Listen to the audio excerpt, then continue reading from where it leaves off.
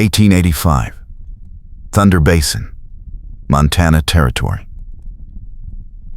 Savannah Donovan pressed her palm against the dance hall window as the dust storm turned noon to night, watching the last of the townsfolk disappear into brown chaos, and knew she was trapped with the one man who could ruin everything or save it. The storm had come fast, a wall of dust rolling in from the basin like divine judgment. And now Thunder Basin was sealed tight. Everyone who could not make it home in time had crowded into the general store or the church. Everyone except her. She had run here to the abandoned dance hall on the edge of town because Luther Thornton was looking for her, and she needed time to think. The door banged open. Savannah spun, heart hammering. August Harrison stepped inside, slamming the door shut behind him against the wind. Dust clung to his cavalry coat and his dark hair. He looked at her with those steady hazel eyes that never missed anything. I saw you run this way. Storm caught me before I could get back to my boarding house. He brushed dust from his sleeves. Looks like we are stuck here until it passes. I thought the place was empty. Her voice came out too sharp. August tilted his head, that wry smile barely touching his mouth. It is now. Just you and me.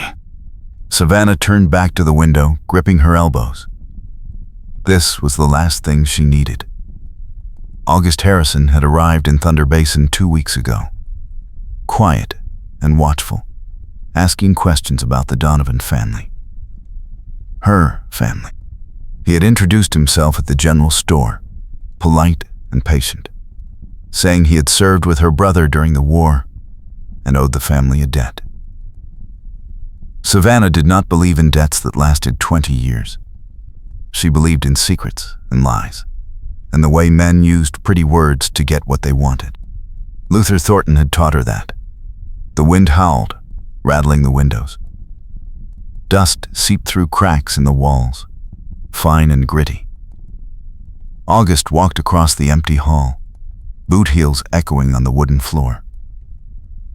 The chairs and tables had been pushed against the walls months ago when the owner left town.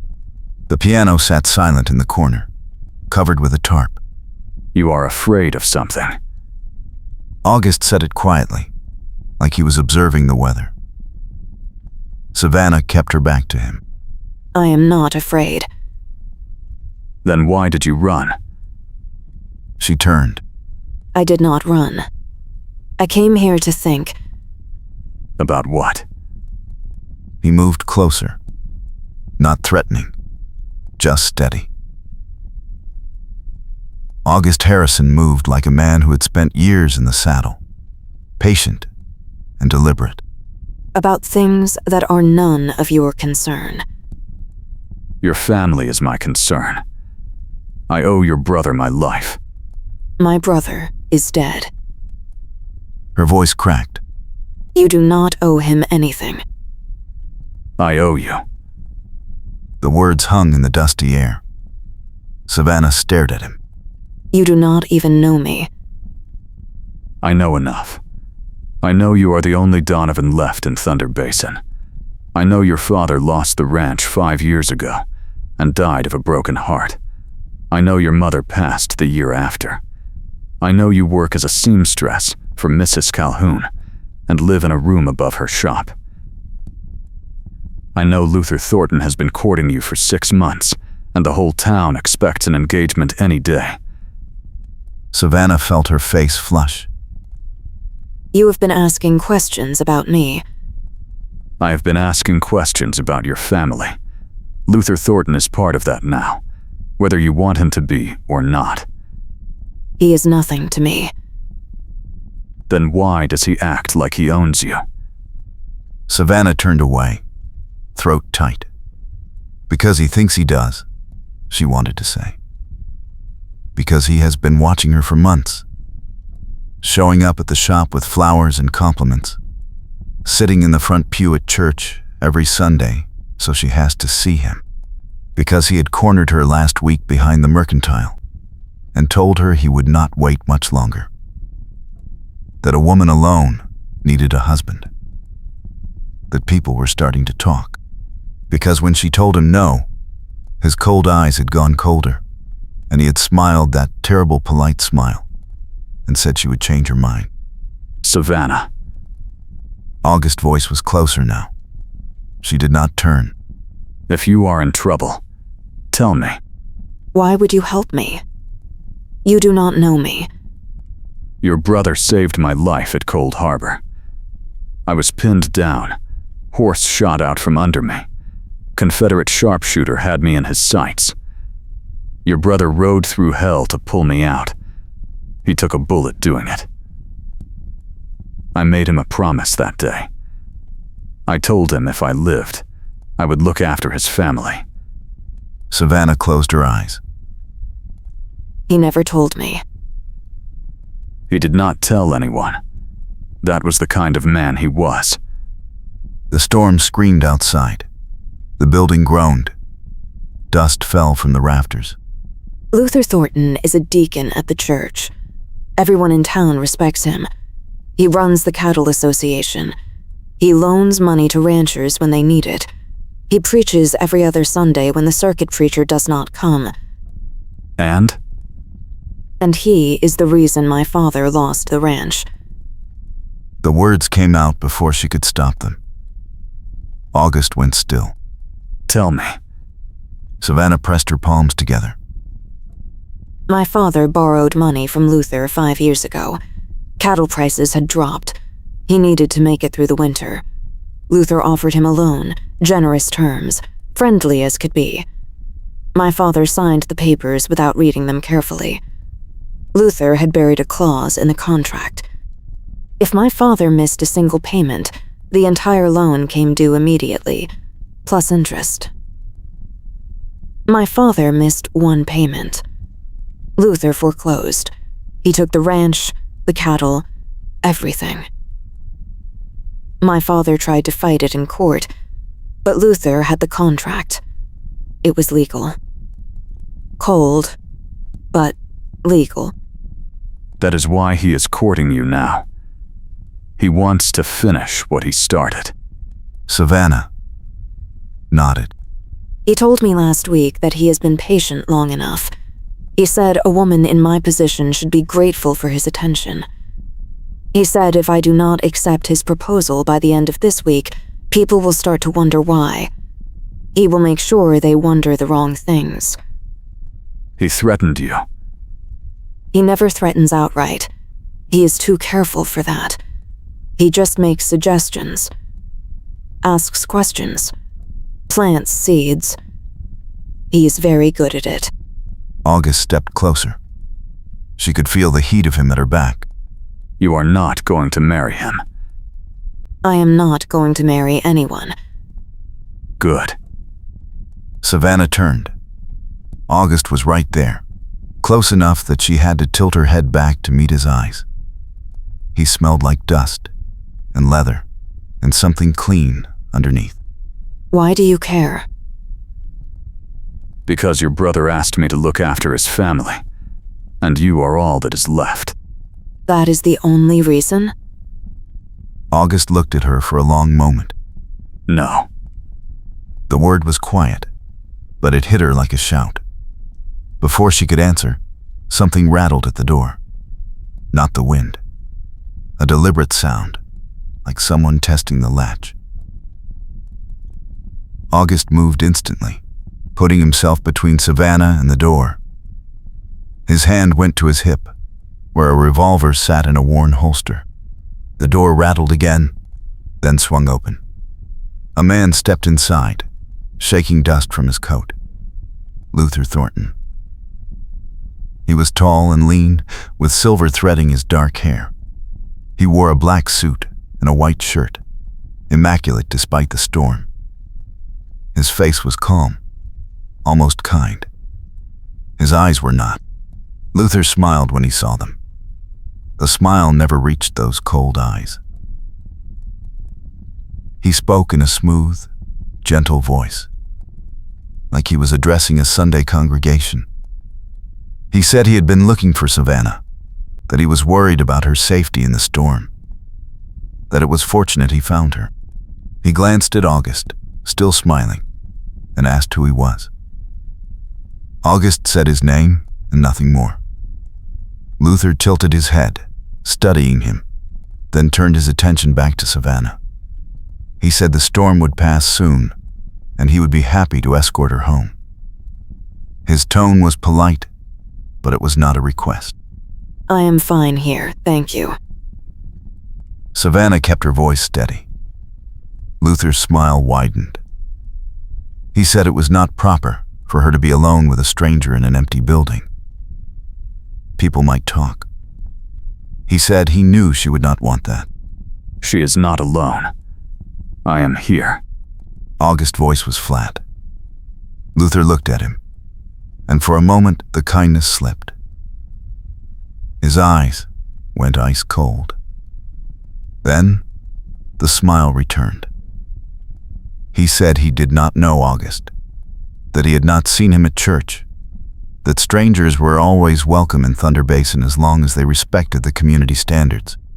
He said he hoped August understood that Savannah was a respectable woman, and that respectable women needed to be careful about appearances. She does not need your protection. Luther's expression hardened. He said, August seemed to have misunderstood the situation. He said Savannah was under his care, and he would not allow a stranger to interfere. He said if August was a gentleman, he would leave now and let Luther take Savannah home. I am not leaving. The two men stared at each other. Savannah felt the tension coil tight. Then Luther sighed, a patient sound, and shook his head. He said he could see August was determined to be difficult. He said that was unfortunate. He said he would speak to the sheriff about this when the storm passed, that the sheriff was a reasonable man who understood the importance of protecting women from questionable strangers. He looked at Savannah. He said he hoped she would reconsider his proposal before Sunday, because after Sunday he would have to assume she was not interested in his protection anymore, and that would be a shame. The way he said shame made Savannah's skin crawl. Then Luther tipped his hat, turned, and walked back out into the storm. The door slammed shut behind him.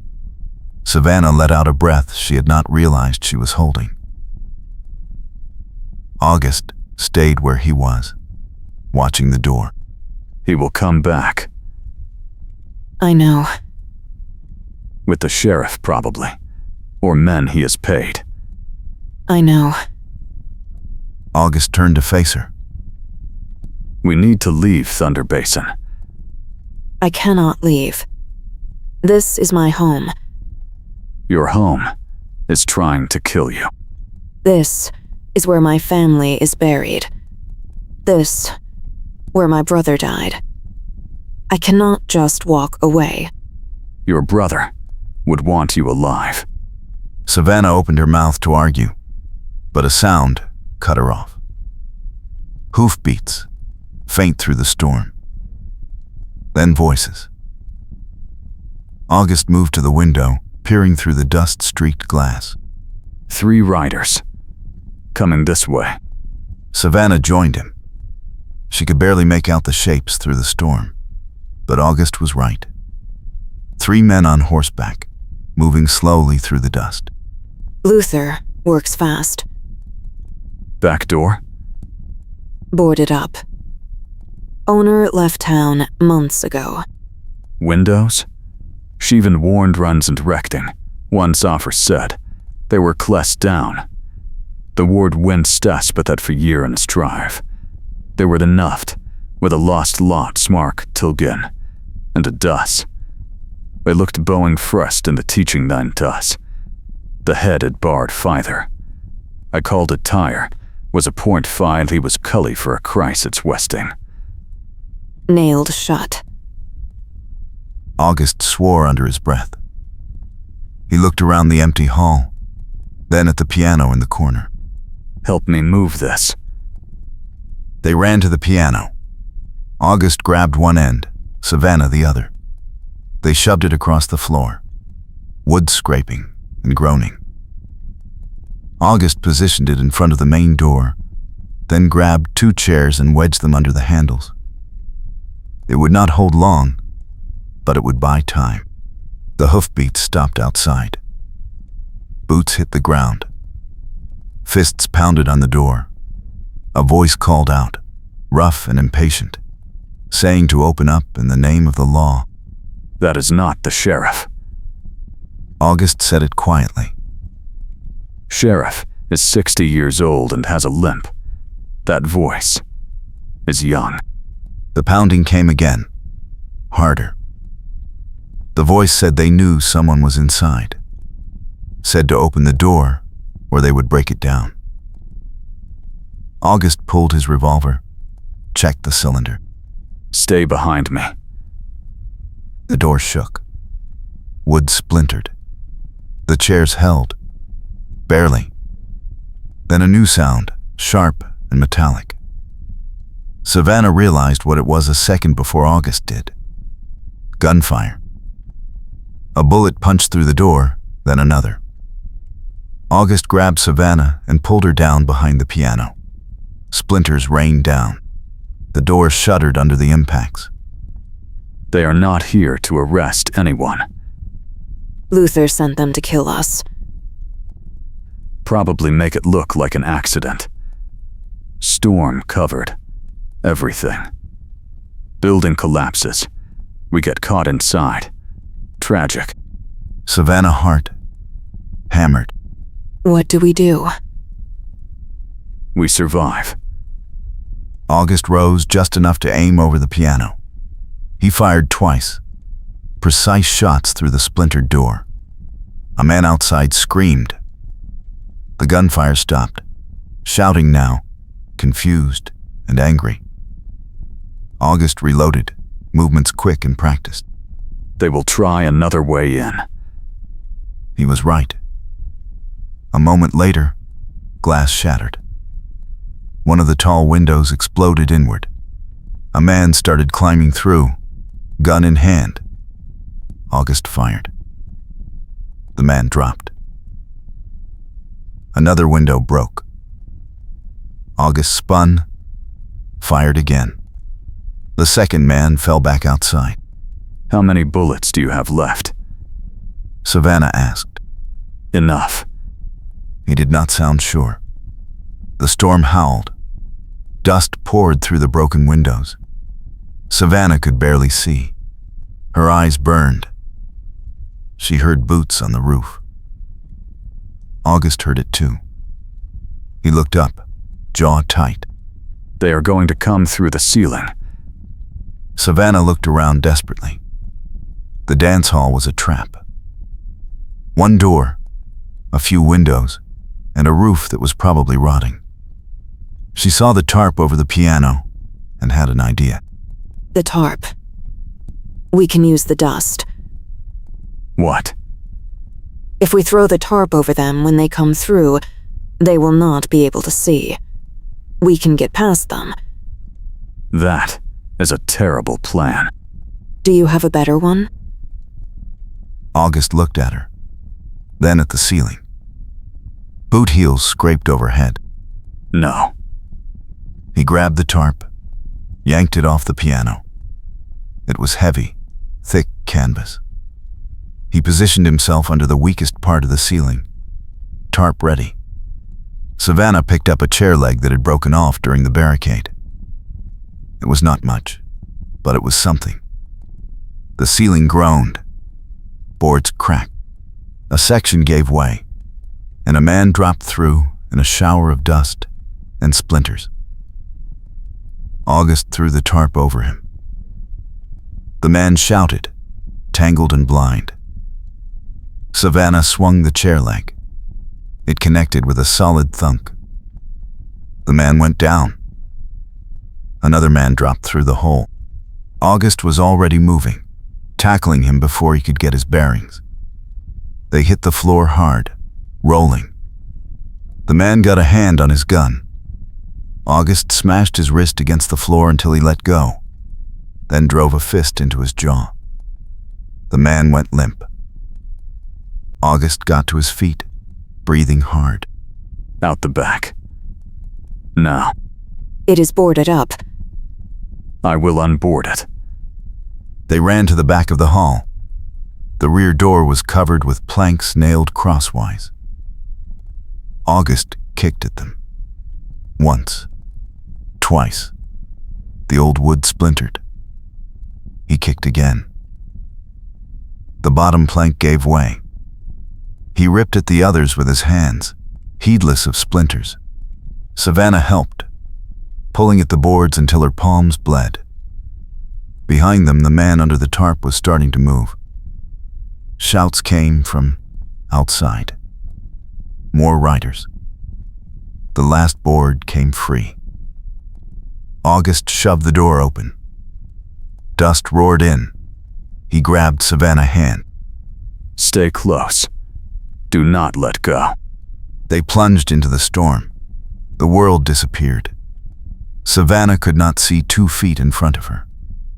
The wind tried to rip her away. August's grip was iron. He pulled her forward, navigating by instinct. She stumbled over something.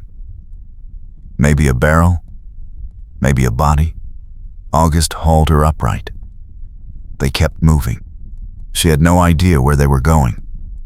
The storm swallowed everything. Then August stopped. Savannah crashed into his back. He turned, pulling her close. Building. He had to shout to be heard over the wind. He guided her forward. Her hands hit wood. A wall. August felt along it until he found a door. Locked. He kicked it open. They tumbled inside. August slammed the door shut behind them. The wind cut off, sudden and shocking. Savannah stood gasping in the darkness. Her lungs burned. Her eyes streamed. She could taste dust in her mouth. Where are we? August struck a match. The tiny flame revealed a small room, cluttered with boxes and barrels. A storeroom behind one of the shops. Safe, for now. He found a lantern on a shelf, lit it. Warm light filled the space. Savannah sank down onto a crate, shaking. August knelt in front of her.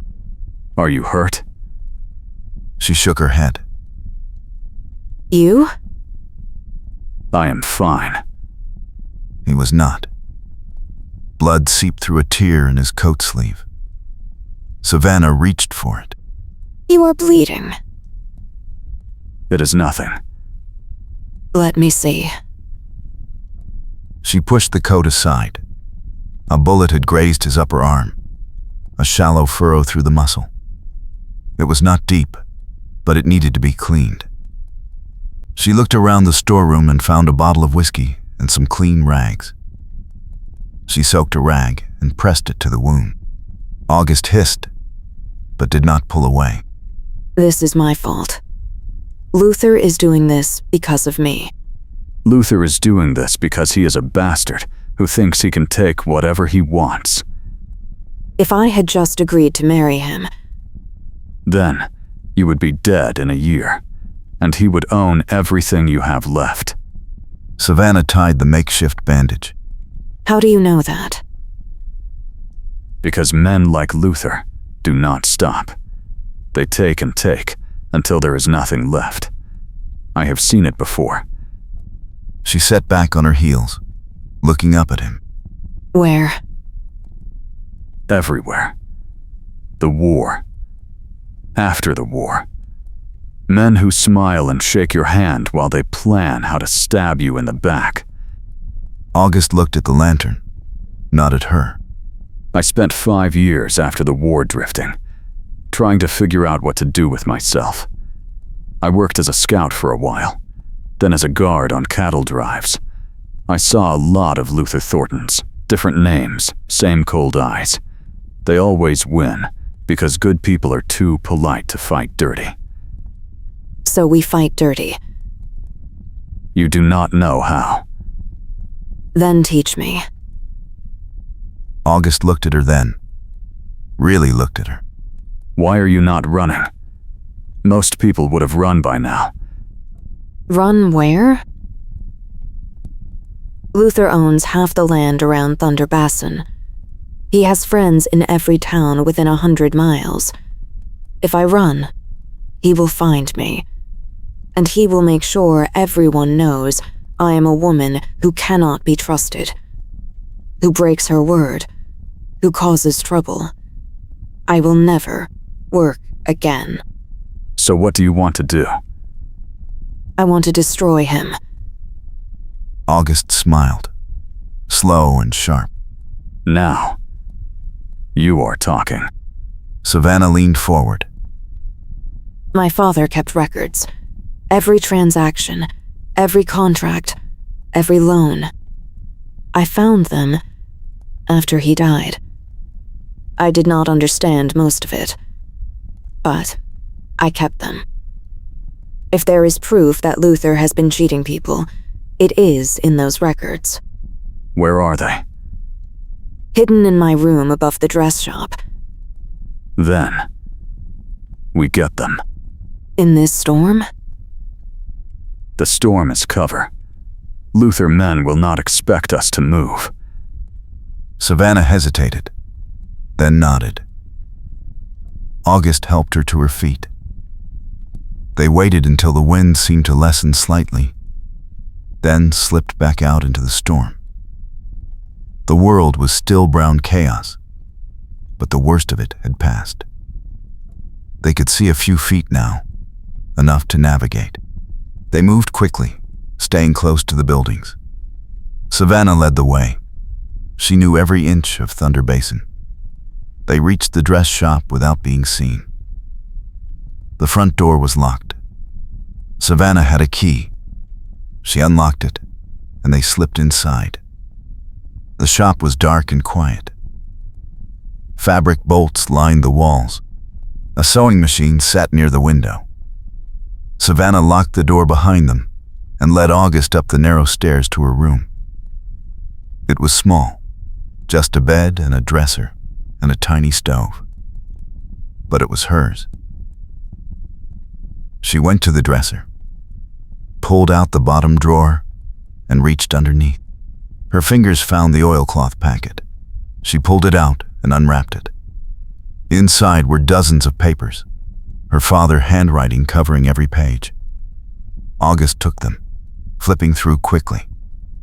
His expression grew darker with each page. This is enough. More than enough. Luther has been running the same scheme on half the ranchers in the territory. Loans with hidden clauses, foreclosures timed to when cattle prices drop, buying up land for pennies on the dollar. Can we use it? In court? Maybe. If we had a judge who was not in Luther pocket. We do not. No. Savannah felt the weight of it settle on her. All her father's struggles, all his attempts to save the ranch, they had been doomed from the start. Luther had rigged the game. Then what do we do? We use it differently. Luther power comes from his reputation. He is the respected minister, the pillar of the community. If people knew what he really was, he would lose everything. How do we make them know? We show them. Tomorrow is Sunday. Luther will preach. Everyone will be at the church. We wait until the service starts. Then we walk in and we show them the truth. He will deny it. Let him try. Your father's handwriting is on every page. The contracts are signed. The numbers do not lie. Savannah considered it. It was bold. It was risky. But it might work. What about his men? In church, he will not risk violence in front of the whole town. Not immediately. After, yes. But by then, we will have witnesses. And then? Then, we leave. Together. We ride out, and we do not look back. Savannah looked at him. You would do that? Leave everything? I have nothing here except a debt to your father, and a promise I intend to keep. And you. The words hung between them. Savannah felt something shift in her chest. August. I know what I am asking. I know you have a life here.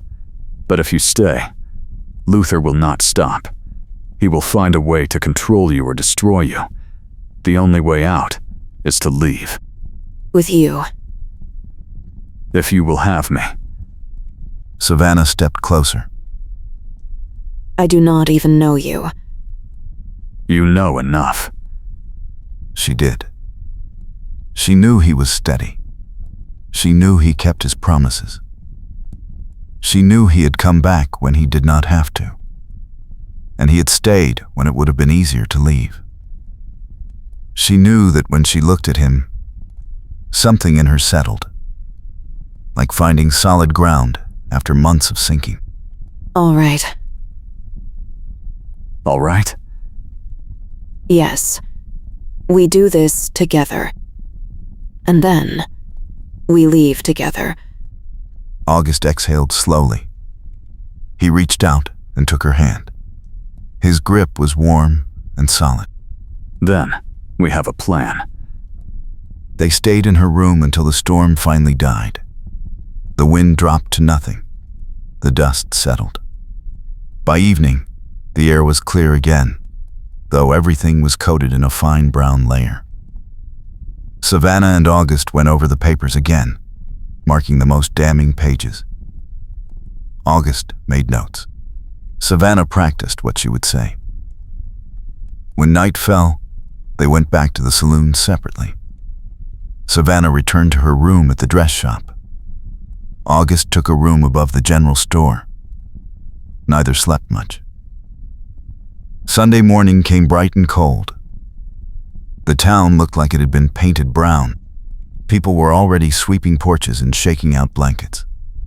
By 10 o'clock, they began to gather at the church. It was the largest building in Thunder Basin, white clapboard with a tall steeple. Luther had built it himself, or rather, had paid for it with money taken from people like Savannah's father. Savannah dressed carefully. She wore her best dress, dark blue with black trim. She pinned her hair up neatly. She wanted to look respectable, credible. She wrapped the papers in a clean cloth and tucked them under her arm. August met her outside the church. He had cleaned up as well, his coat brushed, his hair combed. He still looked like a soldier, hard and watchful. Ready? No. But we are doing it anyway. That is the spirit. They walked up the steps together. The church was nearly full. People turned to look. Whispers started immediately. Savannah ignored them. She walked down the center aisle, August beside her. Luther was at the front, standing behind the pulpit. He wore his finest black suit. His expression was calm, benevolent. When he saw Savannah and August, something flickered in his eyes. But his smile never wavered. Luther raised a hand in greeting. His voice was smooth, warm. Luther spoke kindly, welcoming them. He said it was good to see Miss Donovan in the house of the Lord, and her companion was welcome as well. Savannah did not respond. She walked all the way to the front and stopped. The church was silent now. Everyone was watching. August stood beside her, his hand resting on the butt of his revolver, not threatening, just ready. Savannah unwrapped the papers. Her hands were steady. I have something to show you. All of you. These are my father records. Every loan, every contract, every transaction he made in the last 10 years. She held up the first page. This is a loan agreement between my father and Luther Thornton. The terms say 5% interest. But if you look here, in the fine print at the bottom, there is a clause that raises the interest to 20% if a single payment is late. My father made every payment on time. But Luther recorded them as late. He foreclosed on our ranch based on a lie. Murmurs ran through the crowd. Luther's face remained calm, but his eyes were cold. Luther spoke gently, saying Savannah was mistaken, grief-stricken, and he understood her pain. But these accusations were unfounded. Savannah held up another page. Here is another. James Fletcher. He lost his ranch 2 years ago. Same clause, same lie. And here is another. Samuel Gray. And here, Mary Callahan. Luther has been doing this to everyone. He loans you money when you are desperate, he buries traps in the contract, and then he takes everything you have. The murmurs grew louder. People were standing now, craning to see. August stepped forward. I served with Savannah's father in the war. He was an honest man. He kept every record because he knew something was wrong. He died before he could prove it. But his daughter has proof now. Look at the signatures. Look at the dates. The numbers do not lie. Luther finally moved. He stepped down from the pulpit, his expression sorrowful. Luther said softly that this was a tragedy, that Savannah had been misled, and perhaps someone had altered the documents to cause trouble. He said he would pray for her. Savannah felt a flash of rage. You are a liar. You have been stealing from this town for years, and you have hidden behind your sermons and your smile. But I see you. Everyone here sees you now. Luther's gaze hardened. For just a moment, the mask slipped. Luther said coldly that she was making a serious mistake, and he advised her to stop before she said something she would regret. August stepped between them. She is done regretting.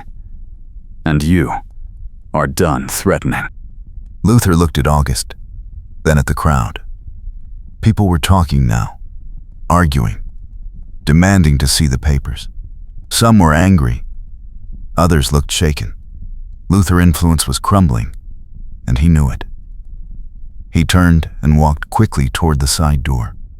2 of his men, who had been sitting in the back, stood and followed him. August watched them go. Let him run. He has nowhere to go. But Savannah felt a chill. He is not running. He is planning. August looked at her, then nodded. Then we finish this. Now. They left the church together. The crowd spilled out after them, still talking, still arguing. Savannah and August walked quickly down the street. They knew where Luther would go. His office was behind the church, a small building where he kept his records. If he was going to destroy evidence, that was where he would do it. They reached the office, just as Luther and his 2 men came out. Luther was carrying a leather satchel. When he saw Savannah and August, he stopped. Luther's voice was different now. No warmth, no kindness, just cold calculation. Luther said this was unfortunate, that he had tried to be patient, but Savannah had left him no choice. One of his men drew a gun. August was faster. His revolver was out and leveled before the man could aim. Drop it. The man hesitated, then let the gun fall. The other man did not move. Luther watched, his expression unreadable. Luther said quietly that August was making this harder than it needed to be. And if he walked away now, no one else had to get hurt. I am not walking away. Luther sighed. Luther said that was a shame, and he gestured slightly. The second man lunged at August. August sidestepped and struck him with the barrel of his revolver. The man went down hard. The first man tried to grab his gun again. Savannah kicked it away. August kept his gun on Luther. Your men are done.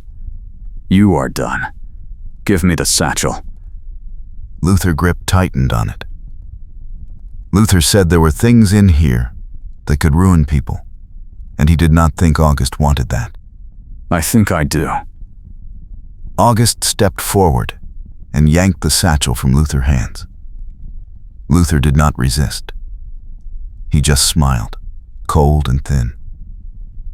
Luther said Savannah thought she had won, but she had only made herself a target, and he had friends everywhere.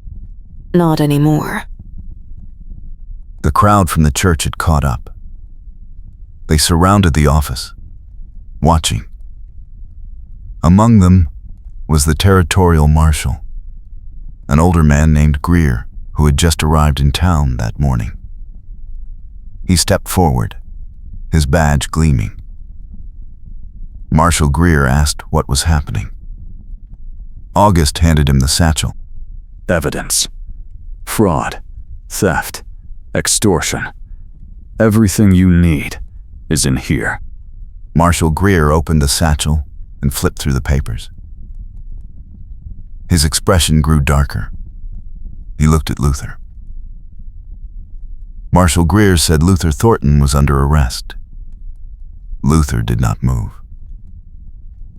He looked at Savannah, his eyes full of hate. Luther said softly that she would regret this, that he would make sure of it. You already tried. You failed. Marshal Greer took Luther by the arm. 2 deputies appeared and took the other 2 men. The crowd parted as they were led away. Savannah felt the tension drain out of her. Her knees went weak. August caught her. It is over. Is it? Yes. Savannah looked up at him. What do we do now? We leave. Like we planned. Where do we go? Anywhere.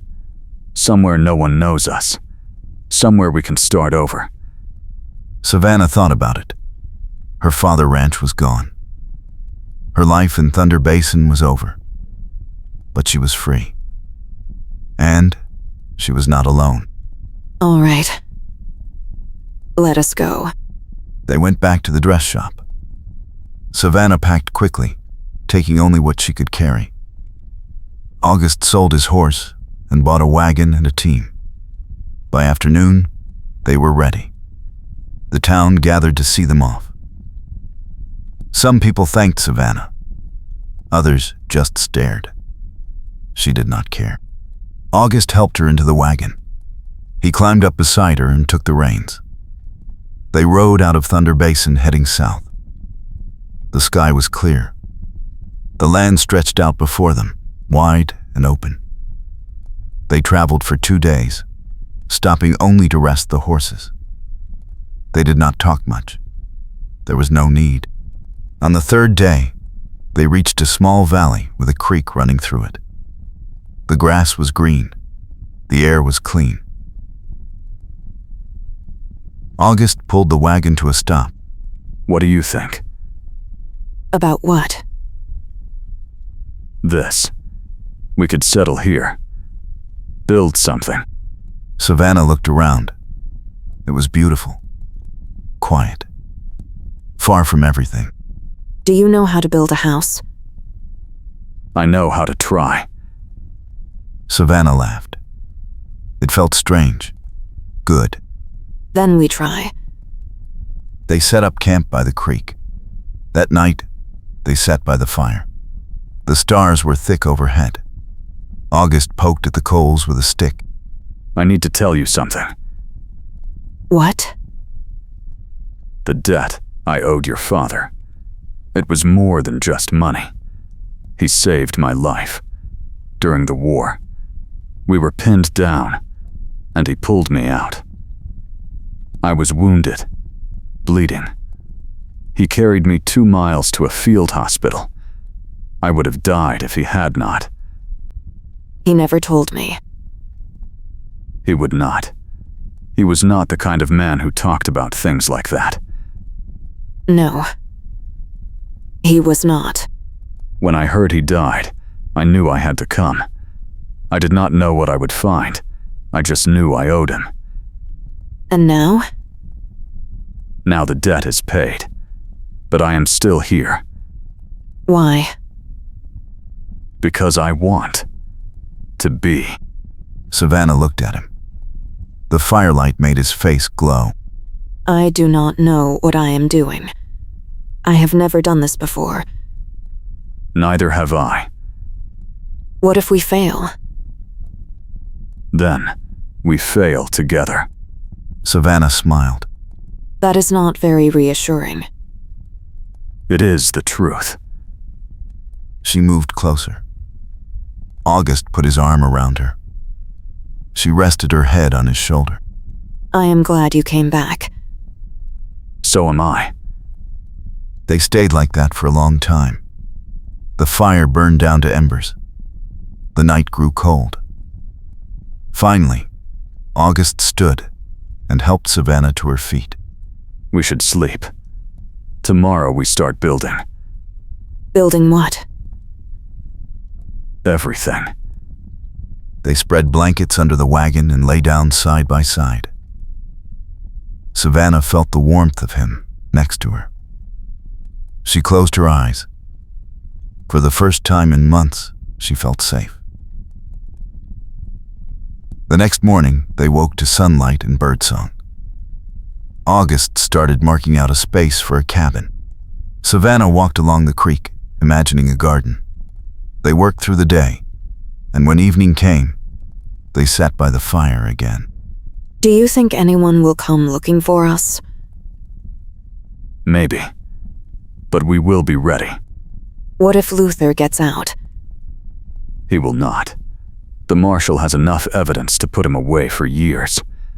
And even if he did, he knows better than to come after us. How do you know? Because he is a coward. Bullies always are. Savannah nodded. She believed him. They ate a simple meal, bread and dried meat.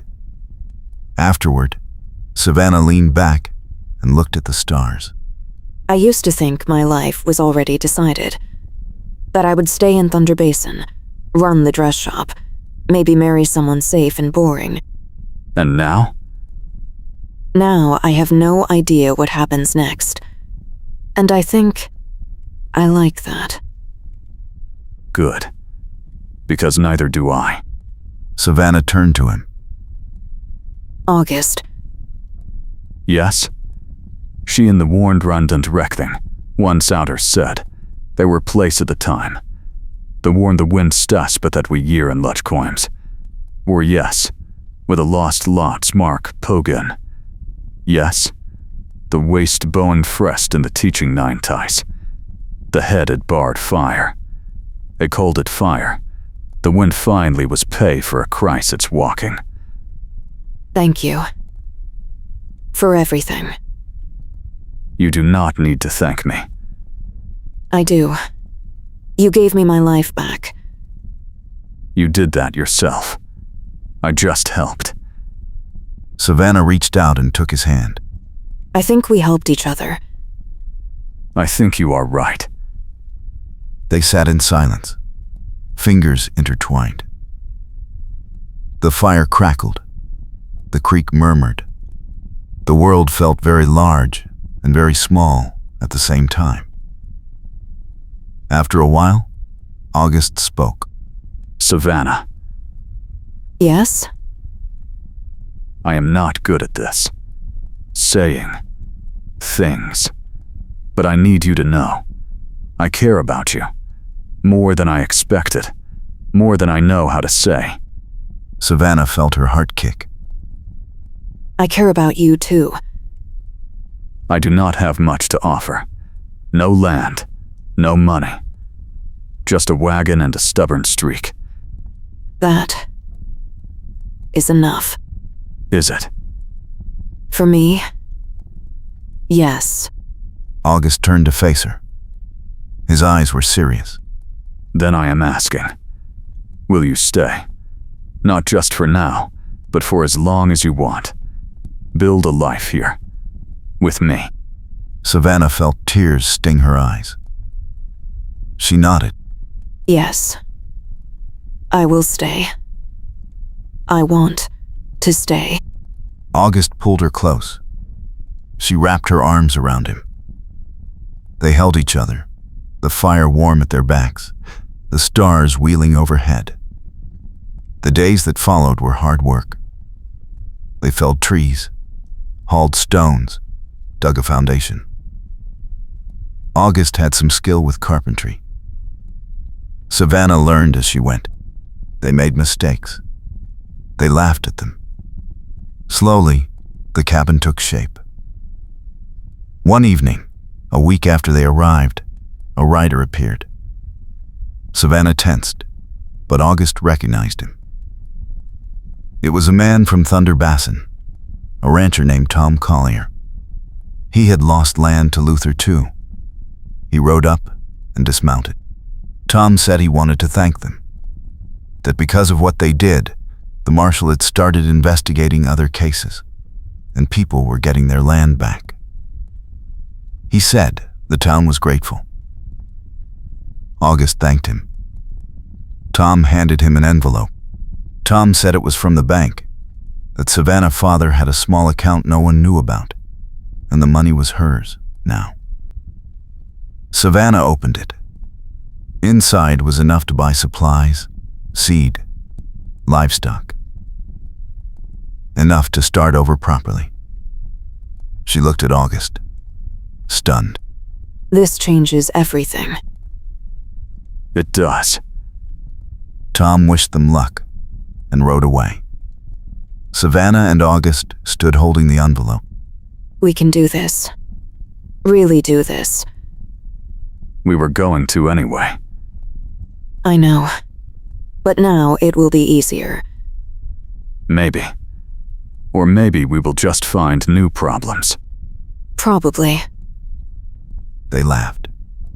That night, they went into town and bought tools, nails, glass for windows. They bought chickens and a cow. They bought seeds and fabric. When they returned to the valley, it felt more like home. The cabin walls were up now. The roof was half done. August worked on it every day. Savannah started the garden.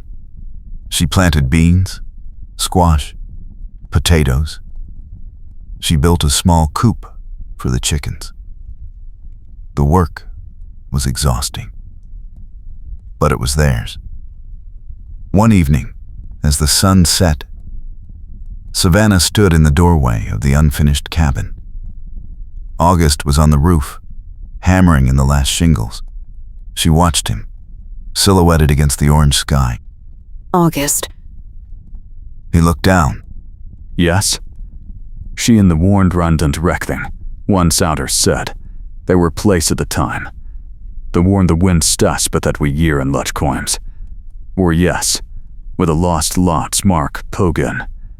Yes, the waist bowen frest in the teaching nine ties. The head had barred fire. They called it fire. The wind finally was pay for a Christ it's walking. Come down. I want to show you something.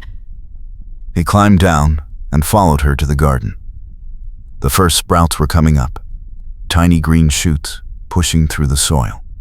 Look. You did it. We did it. He smiled. It was the kind of smile that made her chest ache. They walked back to the cabin together.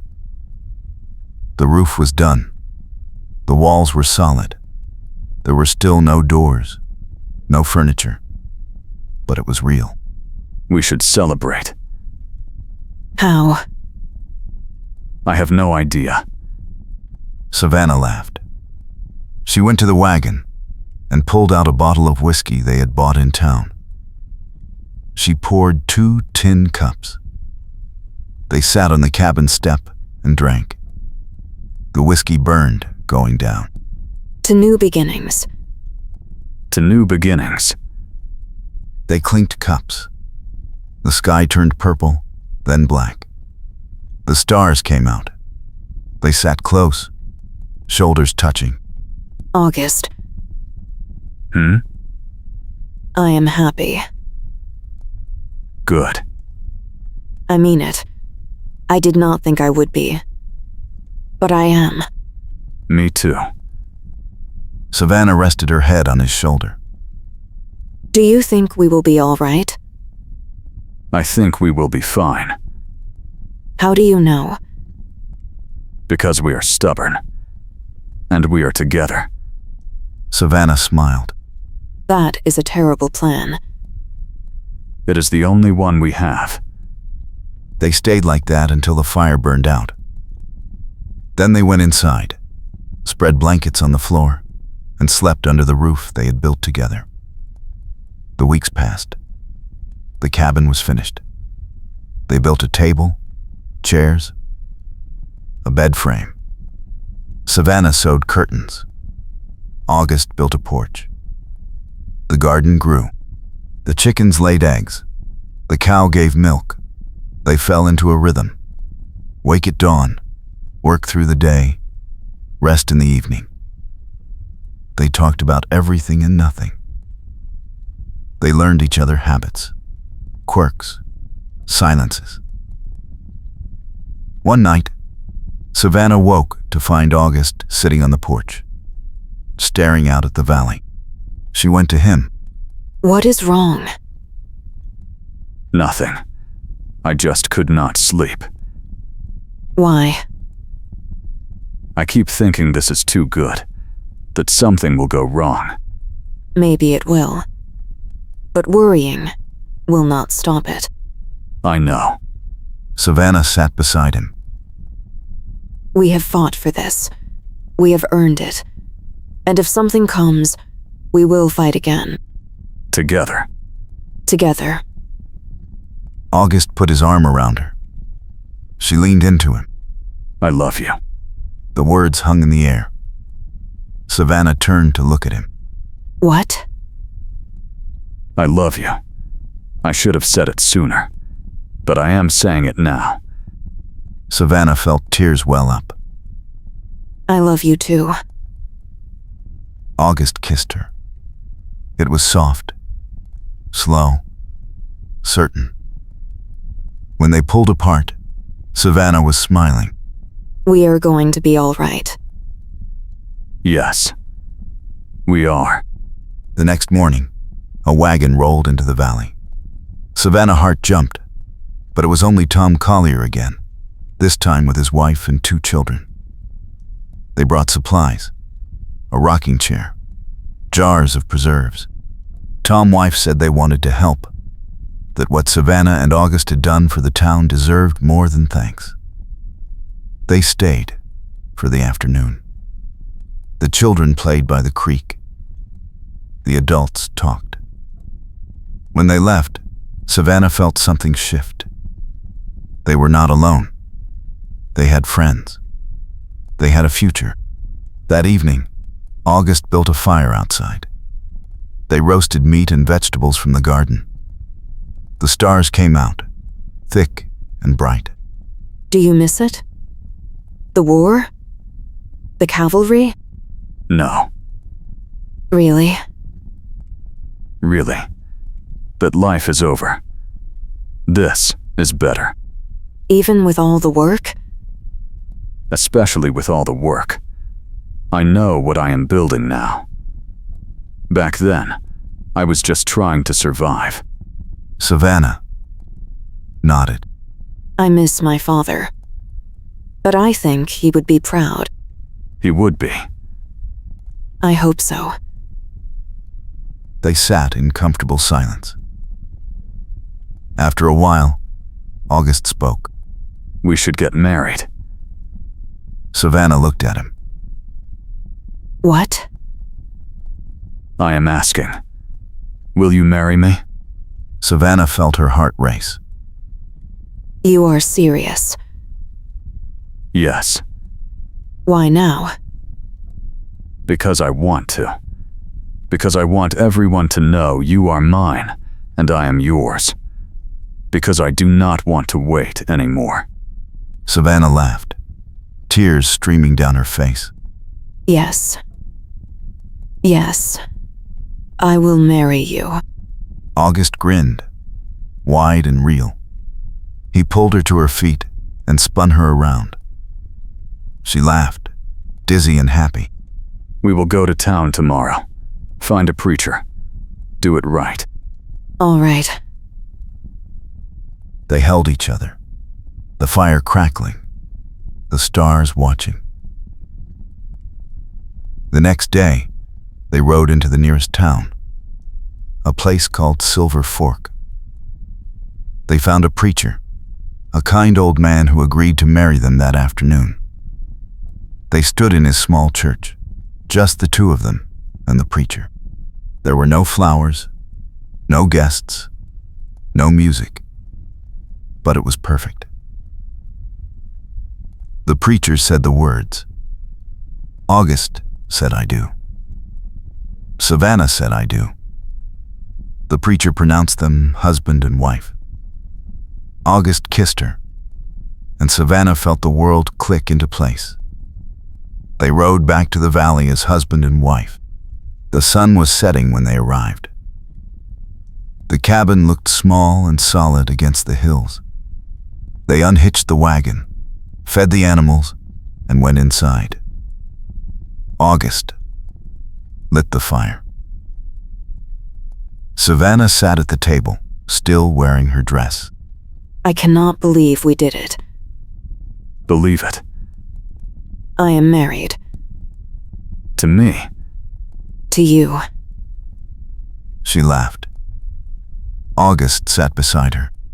Are you happy? Happier than I have ever been. Good. Then I did something right. You did everything right. They sat together, the fire warm, the cabin theirs. Outside, the world was quiet.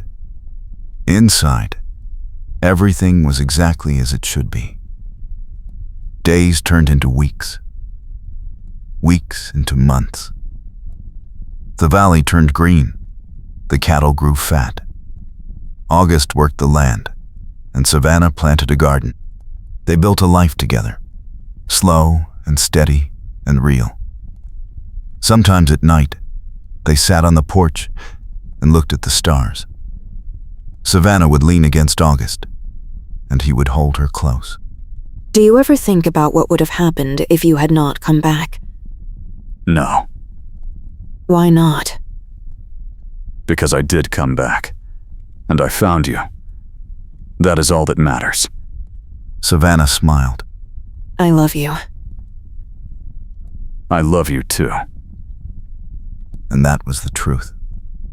Simple and unshakable. They had faced the storm, faced the past, and come out the other side together. The debt was paid. The betrayal was answered. And in the end, they had something worth more than land or gold or revenge. They had each other. The stars came out one by one, filling the Montana sky. August tightened his arm around Savannah, and she rested her head on his shoulder. The valley stretched below them, peaceful and theirs. No more threats, no more running. Just the two of them, and the life they had built together. We made it. We did. And they had. Through dust storms and danger, through betrayal and blood, they had found their way to this moment. To each other. To home. The wind whispered through the grass, carrying the scent of sage and wildflowers. Somewhere in the distance, a coyote called.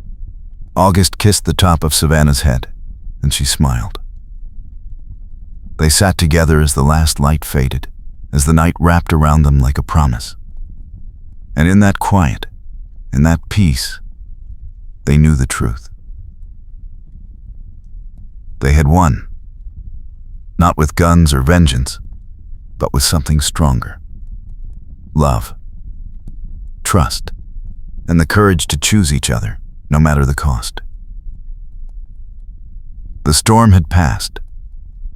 The sky was clear, and they were finally, truly free.